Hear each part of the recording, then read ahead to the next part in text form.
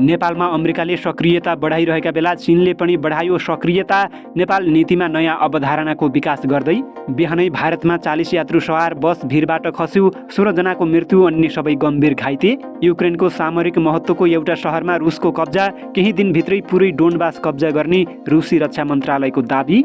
अमेरिकाले युक्रेनलाई 82 करोड डलर सहयोग गर्यो, यस सहयोगबाट रुसी सेनालाई ठूलो झड्का लागेको युक्रेनको दाबी। नेपालमा झण्डै 7 देशका शरणार्थी सक्रिय, म्यानमारका रोहिङ्गिया शरणार्थीले गरे काठमाडौँमा प्रदर्शन। श्रीलङ्काको जलसेनाले गर्यो 12 भारतीयलाई पक्राउ, भारतले जनायो आपत्ति। र भारतीय नयाँ राजदूत श्रीवास्तव र गृहमन्त्री खान बीच भयो भेट, गम्भीर विषयमा छलफल। नमस्कार, ग्रेटर नेपाल टिभीले तयार पारेको न्युज अपडेटबाट यहाँलाई हार्दिक स्वागत छ। अब न्युज अपडेट विस्तारमा। रूपन्देहीमा पेस्तोल सहित 3 भारतीय नागरिकलाई प्रहरीले पक्राउ गरेको छ। गैराती इलाका प्रहरी कार्यालय लुम्बिनी रूपन्देही कार्यालयबाट खटिएको प्रहरी टोलीले युपी 55 एडी 0648 नम्बरको भारतीय मोटरसाइकलमा सवार 3 जनालाई हतियारसहित पक्राउ गरेको हो। प्रहरीलाई शङ्का लागेर पछ्याउँदै जाने क्रममा लुम्बिनी सांस्कृतिक नगरपालिका 6 बस पार्कबाट मोटरसाइकल चालक भारतको सिद्धार्थनगरका 34 वर्षीय चिनक भनिने मेदी हुसेन, पछाडि सवार 51 वर्षीय अकबर खान र 55 वर्षीय आशिक अलीलाई पक्राउ गरेको रूपन्देहीका एसपी रविन्द्र रेग्मीले जानकारी दिएका छन्। हुसेनको दाहिने कम्मर पेटीबाट कालो प्लास्टिकको झोलाभित्र एउटा कटुवा पिस्तोल KF9 MM लेखिएको 2 राउन्ड गोली र चक्कु 1 थान फेला पारेको छ। प्रहरीले पछ्याएको थाहा पाएपछि उनीहरू सवार मोटरसाइकल अनियन्त्रित भई गोरुलाई ठक्कर दिँदा बस पार्कमा दुर्घटना भएको थियो। दुर्घटनामा 3 जना घाइते भएका छन्। उनीहरूको उपचारका लागि मेडिकल कलेज भैरवा पठाइएको प्रहरीले जनाएको छ। उनीहरूमाथि थप कनेक्सनबारे अनुसन्धान जारी रहेको प्रहरीले बताएको छ।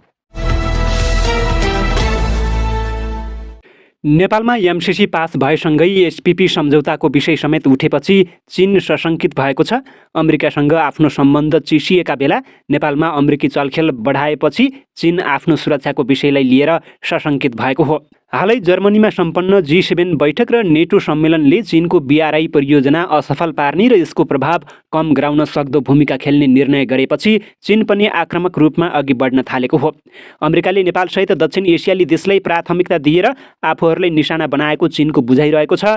यसका लागि चीनले आत्मरक्षाका लागि रणनीतिक पहल थालिसकेको छ।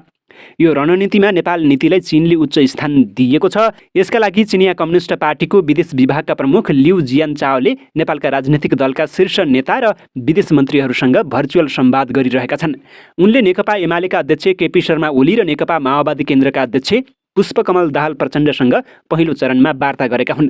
यस्तै परराष्ट्र मन्त्री डाक्टर नारायण खड्कासँग पनि उनले छलफल गरिरहेका छन्। कुराकानीमा नेपालका नेताहरूले CPC-लाई 101औं स्थापना दिवसको शुभकामना दिनुका साथै नेपाललाई चीनले गरेको सहयोगप्रति धन्यवाद दिएका थिए। उनीहरूले नेपाल र नेपालका राजनीतिक दलहरू असंलग्न परराष्ट्र नीतिमा अडिग रहने र कुनै पनि शक्तिलाई नेपाली भूमि चीन विरोधी गतिविधिमा संलग्न हुन नदिने प्रतिबद्धता जनाएका थिए।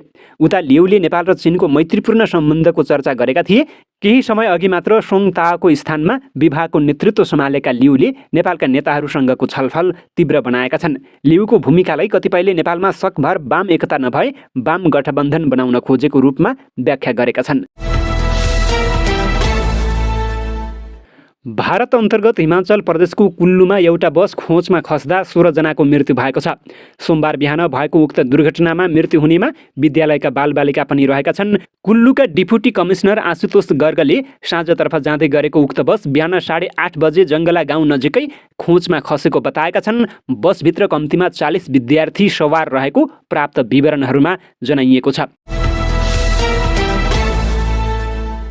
युक्रेनको सम्पूर्ण डोनबास क्षेत्र कब्जा गर्ने लक्ष्य अनुरूप लुहान्स्क प्रान्तको प्रमुख अन्तिम सहरलाई रुसी सेनाले नियन्त्रणमा लिएको दाबी रुसका रक्षा मन्त्रीले गरेका छन्। रक्षा मन्त्री सर्गेई शोइगुले राष्ट्रपति भ्लादिमिर पुटिनलाई रुसी सेनाले स्थानीय पृथकतावादी समूहका सदस्यहरूसँग मिलेर लिसिचान्स्क सहरमा पूर्ण नियन्त्रण स्थापित गरेको जानकारी दिएका उक्त मन्त्रालयले जनाएको छ। रुसले सार्वभौम सत्ताको रूपमा मान्यता दिएको युक्रेनका 2 पृथकतावादी क्षेत्रहरूमध्ये एउटा लिसिचान्स्कलाई नियन्त्रणमा लिनु भनेको लुहान्स्क जनगणतन्त्रको मुक्ति हो, रक्षा मन्त्रालयको विज्ञप्तिमा भनिएको छ। यसअघि लुहान्स्कका गभर्नरले आफ्नो प्रान्तमा प्रतिरोधको अन्तिम किल्ला लिसिचान्स्क कब्जा गर्न रुसी सेनाले आफ्नो स्थिति बलियो बनाएको र बुझ्न नसकिने रणनीतिका साथ सहरमा आक्रमण गरेको बताएका थिए। युक्रेनी अधिकारीहरूले लिसिचान्स्कको पछिल्लो अवस्थाबारे जानकारी दिएका छैनन्। अमेरिकाले युक्रेनलाई 82 करोड डलर बराबरको नयाँ सैन्य सहयोग प्रदान गर्ने घोषणा गरेको छ। नयाँ सैन्य सहयोगमा जमिनबाट आकाशमा प्रहार गर्ने क्षेप्यास्त्र प्रणाली र रडार सहितका अन्य युद्ध सामग्री समावेश गरिएको छ। पछिल्ला दिनमा रुसले युक्रेनमा दर्जनौं क्षेप्यास्त्र प्रहार गरेर त्यहाँको जनजीवन अस्तव्यस्त पारेको छ भने युक्रेनी सेनामाथि पनि घण्टौँसम्म तोप गोलाको लगातार आक्रमण गरिरहेको छ। रुसी फौजको निरन्तर आक्रमणबाट भयभीत भएका युक्रेनी नेताहरूले सार्वजनिक रूपमा पश्चिमा सहयोगीहरूलाई तत्काल थप गोला बारुद र अत्याधुनिक हतियार उपलब्ध गराउन गरेको आह्वानको जवाफमा अमेरिकाले नयाँ सैन्य सहयोगको घोषणा गरेको हो। अमेरिकाले युक्रेनलाई हतियार र सैन्य प्रशिक्षणमा 8 अर्ब 80 करोड डलरभन्दा बढीको सैन्य सहयोगको प्रतिबद्धता गरेको छ। रुसी सेनालाई परास्त गर्न अमेरिका सहितका पश्चिमा देशबाट युक्रेनले थप मद्दत मागेको थियो। उनीहरूले रुसी आक्रमणपछि करिब 7 अर्ब डलरको सहायता घोषणा गरिसकेका छन्। शुक्रबार औपचारिक रूपमा घोषणा गरिएको अधिकांश सहायता युक्रेन पुग्न हप्ता वा महिना लाग्नेछ। यसैबीच युक्रेनी राष्ट्रपति भलोडिमिर जेलेन्स्कीले नयाँ सैन्य सहयोग घोषणा गरेकोमा अमेरिकी राष्ट्रपति प्रति कृतज्ञता व्यक्त गरेका छन्। चीनको हङकङ विशेष प्रशासनिक क्षेत्रको वेस्ट कालुन कल्चरल डिस्ट्रिक्ट स्थित हङकङ दरबार सङ्ग्रहालय आइतबारदेखि सर्वसाधारणका लागि खुल्ला भएको छ। सुरुको प्रदर्शनीमा बेजिङको दरबार सङ्ग्रहालयले सङ्कलन गरेको 900 भन्दा बढी प्राचीन सांस्कृतिक तथा सार्वजनिक महत्त्वका सामग्रीहरूलाई देखाइनेछ। यसमध्ये केही सामग्री हङकङमा पहिलो पटक प्रदर्शन भइरहेका छन्। सुरुको प्रदर्शनीको सुरुको 4 हप्ताका लागि करिब 1,40,000 टिकट मध्ये 80% टिकट बिक्री भइसकेको सङ्ग्रहालय प्रशासनले जनाएको छ। हङकङ सरकारको संस्कृति, खेलकुद र पर्यटन मन्त्री केभिन योङले भने सङ्ग्रहालयले चीनको असल इतिहास कथा सुनाउन हङकङको आफ्नै सांस्कृतिक विषयबाट पनि लाभ लिनेछ। काठमाडौँमा रहेका म्यानमारका रोहिङ्गिया शरणार्थीले आज पुलचोकमा प्रदर्शन गरेका छन्। उनीहरूले कार्यालय समय अघि हरियर भवन स्थित संयुक्त राष्ट्रसङ्घ कार्यालय बाहिर प्रदर्शन गरेका हुन्। शरणार्थी नेता सुरेश कुमारको नेतृत्वमा भएको प्रदर्शनमा झन्डै 1 दर्जनको उपस्थिति रहेको छ। यसअघि उनीहरूले गत साता महाराजगञ्ज स्थित राष्ट्रसङ्घीय शरणार्थी सम्बन्धी उच्च आयोगको कार्यालय अघिल्तिर प्रदर्शन गरेका थिए। प्रहरीले धरपकड गरेको विरोधमा उनीहरूले कारबाहीको माग गरेका थिए। अहिले विशेष गरी मानिसको बाँच्न पाउने न्यूनतम अधिकारको सम्मान गर्न उनीहरूले माग गरेका हुन्। तत्काल सम्मानजनक मुलुक फर्कन पाउनुपर्ने, अन्यथा तेस्रो मुलुकमा पुनर्वासको व्यवस्था गरिनुपर्ने पनि उनीहरूको माग रहेको छ। उनीहरूले नेपाल स्थित राष्ट्रसङ्घीय कार्यालयको सूचना विभागका प्रतिनिधि राजेन्द्रमान नेपालीलाई आफ्नो माग पत्र बुझाएका छन्। श्रीलङ्काको जलसेनाले 12 भारतीयलाई पक्राउ गरेको छ।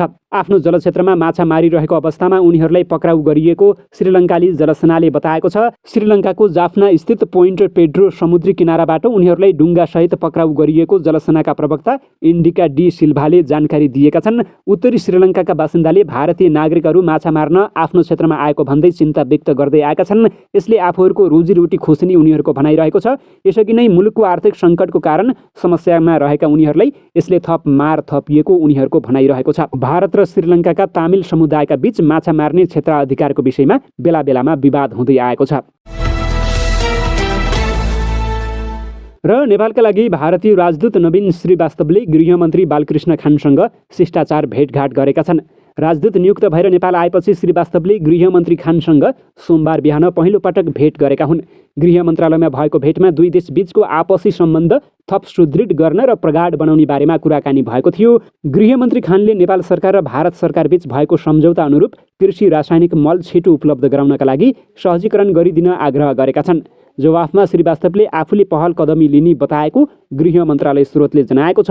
भेटमा खानले शान्ति, विकास र समृद्धिमा भारतले अहिलेसम्म निरन्तर गरेको सहयोगका लागि धन्यवाद दिएका थिए। गृहमन्त्री खानले श्रीवास्तवलाई सफल कार्यकालका लागि शुभकामना पनि दिएका छन्।